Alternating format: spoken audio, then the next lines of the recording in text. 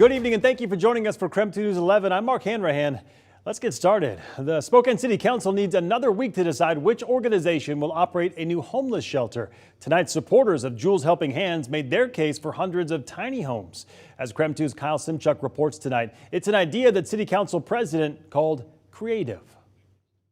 Council members were not ready to award a contract tonight because the committee reviewing these three nonprofits and their plans has not made a recommendation. A lot of people speaking here want the city to take a different approach. They believe tiny homes are the answer. Please let us get to a place where we can be safe and put our heads down on a pillow. That's all we ask for. The Salvation Army and the Guardians Foundation have each submitted their own proposal to operate a homeless shelter. So has Jules Helping Hands. Only one organization will get the contract.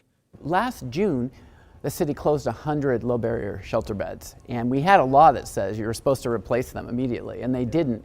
And that's what evolved into Camp Hope 2, was 100 people who could have been sheltered, and of course now it's turned into 300 people. The new Camp Hope off I-90 in Freya is home to hundreds of tents. Jules Helping Hands is asking the city for $1 million to buy more than 120 tiny homes, known as pallet shelters. They take less than an hour to set up. We need to try the pallet shelter idea that's now being used up and down the West Coast successfully.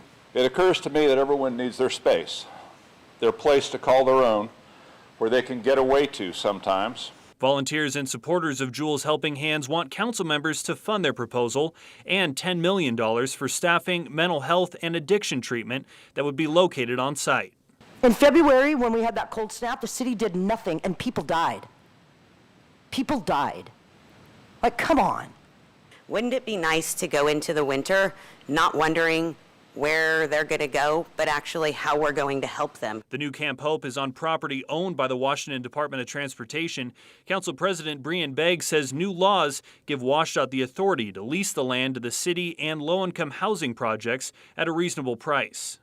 Council President Brian Beggs is confident that members will be ready to vote and award a contract during next week's meeting. Reporting from City Hall, Kyle Simchuk, KREM 2 News. Our other big story tonight, the weather. Snow fell across the inland northwest today. While we saw mostly flurries here in Spokane, it was a different story south of here on the Palouse. Spring snow blanketed Pullman and Moscow. Students at WSU said they are a bit surprised by that mid-spring snow. With that, let's get outside to meteorologist Jeremy Legoo. And Jeremy, what can folks expect when they wake up tomorrow morning?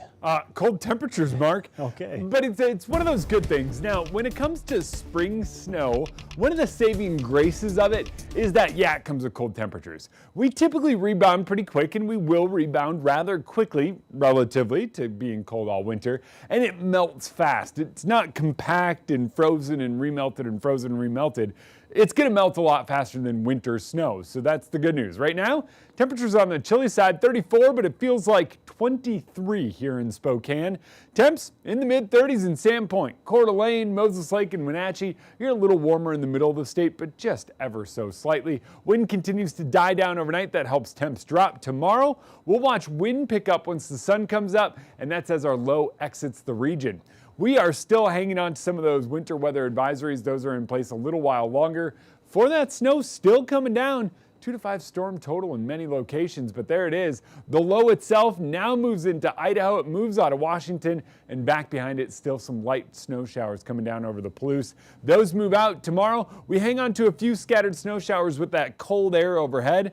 This is a cold storm, a cold core low, and that thing is doing the cold number. For us, that means temps fall down to near freezing, even a little bit below tonight, and it gets even colder in the days to come, but those daytime highs will slowly start working their way back up toward normal in the next few days. Jeremy, sounds good. Thank you very much. New tonight, fire crews in eastern Washington are getting more resources to fight wildfires. 4 new wildfire engines are coming to eastern Washington fire districts. It's part of DNR's efforts to strengthen rural fire districts in fire-prone areas. Spokane Fire District 2, Stevens Fire District 5 and 10, and Pend Oreille Fire District 5 will get the engines this month. Commissioner of Public Lands Hillary Flans will present the engines to the fire districts coming up on April 18th. Now to our night beat with a quick look at the day's top stories. I don't know that we're sending the right message when felons have guns and they're getting out within a day or two that you don't do this in Spokane. That was Spokane Police Chief Craig Meidel talking about recent violence across the city. 2 people are in critical condition after a drive-by shooting in downtown Spokane. The suspect in that shooting, Jonathan Love, faced a judge for the first time today. He's charged with 3 counts of drive-by shooting and 3 counts of first-degree assault. The shooting was just one of a string of shootings this weekend. City leaders are calling for a plan now to address the escalating violence. We'll hear more from them coming up in just a few minutes. Scraps in Spokane says they have too many animals, not enough space. The shelter says it currently has 30 adoptable dogs in their care, but they only have space for 40 dogs total, so they're reducing adoption fees in hopes of finding those dogs new homes. The Washington Department of Fish and Wildlife says the state's wolf population continues to grow. The department released their annual wolf report showing a 16% increase in the wolf population the past year. There were 28 more wolves in the state in 2021 compared to 2020. There are also 5 new packs that have formed. 2 are in Ferry and Stevens County, which have the biggest wolf populations already. The other 3 are in Chelan and Columbia counties and 1 on the Colville Reservation, but still no packs in the southwestern part of the state.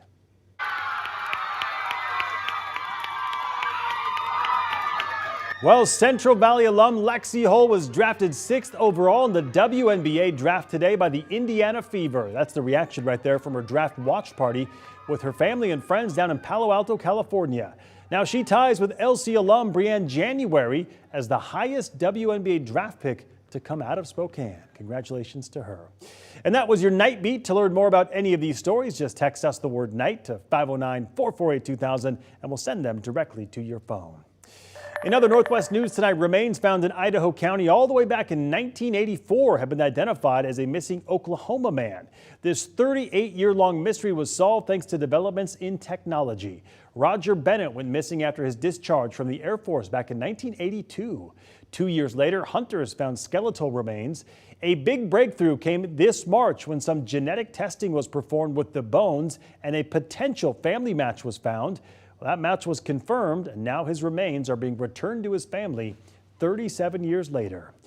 Lori Vallow was found competent to stand trial. Vallow is charged with the murder of her 2 children, and so is her husband, Chad Daybell. The remains of 7-year-old J.J. Vallow and 16-year-old Tylee Ryan were found on Daybell's Idaho property in June of 2020. Investigators say Vallow believed her children were, quote, zombies or inhabited by evil spirits.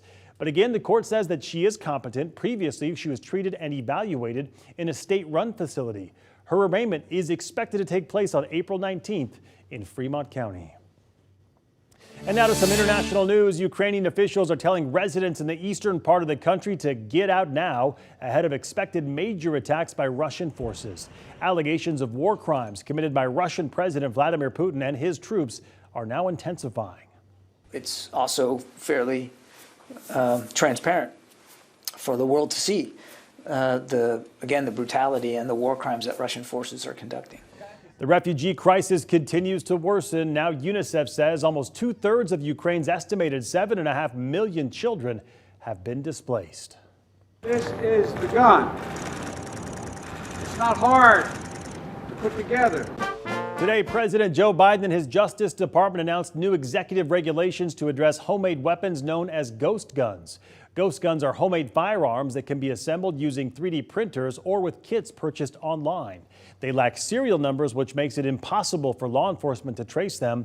The goal is to classify those guns the same way as regular firearms are classified. Philadelphia is now the first city to reinstate an indoor mask mandate for public places. It comes after an uptick in COVID cases that experts say is driven by the Omicron BA2 subvariant. The spike's being watched closely now, but so far hospitalizations do remain low. In fact, the lowest at any point during the pandemic. It takes time to adjust to higher prices and higher costs. You don't just snap your fingers and get more production. The price of eggs going up an average of 56% per carton. Costs are being driven up by several factors, including an outbreak of bird flu that's forced farmers to kill more than 20 million chickens and the rising cost of corn and wheat feed. All right, don't go to bed just yet. A violent weekend across Spokane has city leaders calling for a plan to reduce violence across the city. We'll hear from them coming up in just 90 seconds.